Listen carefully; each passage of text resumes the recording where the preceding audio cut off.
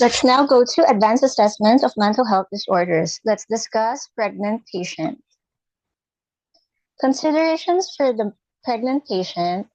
Be sensitive to pregnant patients regarding signs and symptoms of depression and anxiety. As a part of routine care, healthcare providers should assess mental health postpartum. During the postpartum period, a major depressive episode can occur within 4 weeks after delivery and last for months thereafter.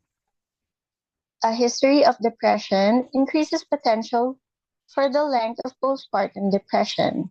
The CG-CAPS criteria of depression symptoms discussed in below will identify if postpartum depression is present and differentiate it from the baby blues, which peak from 3 to 5 days after delivery and which may last up to 10 days. The baby blues appear as anxiety, fatigue, tearfulness, irritability, and mild depression.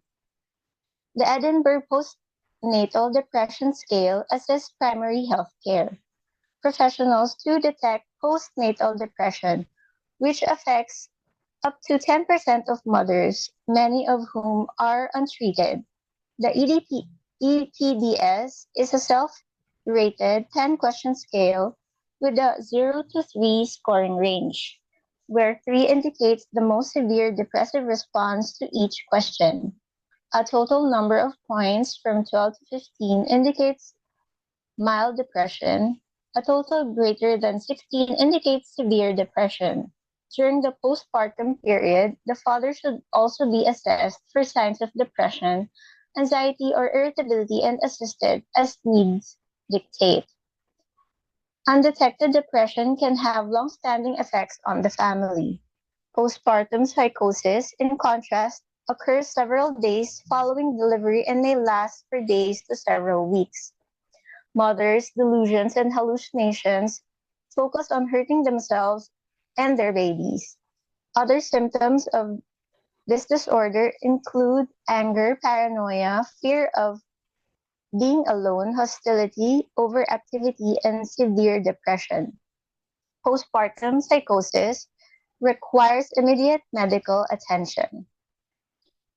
The neurovegetative signs of depression, which correlate with the DSM-4TR diagnostic criteria, can be assessed by the mnemonic CGCAPS scheme devised by Dr. Carrie Ross at Massachusetts General Hospital.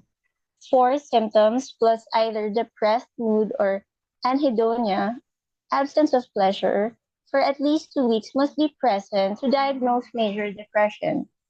Dysthymia is a depression lasting 2 years or longer, which can be assessed by simply questioning the patient as to how long it has been since he has not felt depressed.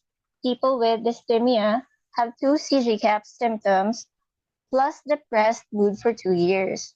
The CGCAPS acronym presents: S is for sleep. How well do you sleep? I for interest. How is your interest in hobbies? G is for guilt. Do you feel very guilty about anything? E is for energy. Do you feel like you have enough energy to do things you like and need? C for concentration. You said you were a student, so how is your concentration to study? A is for appetite. How is your appetite and weight? And have you had any big changes? P is for psychomotor activity. I noticed you were pacing and wringing your hands out in the waiting room. How are you feeling? And S is for suicide. Have you had any thoughts about harming or killing yourself? Thank you for your attention.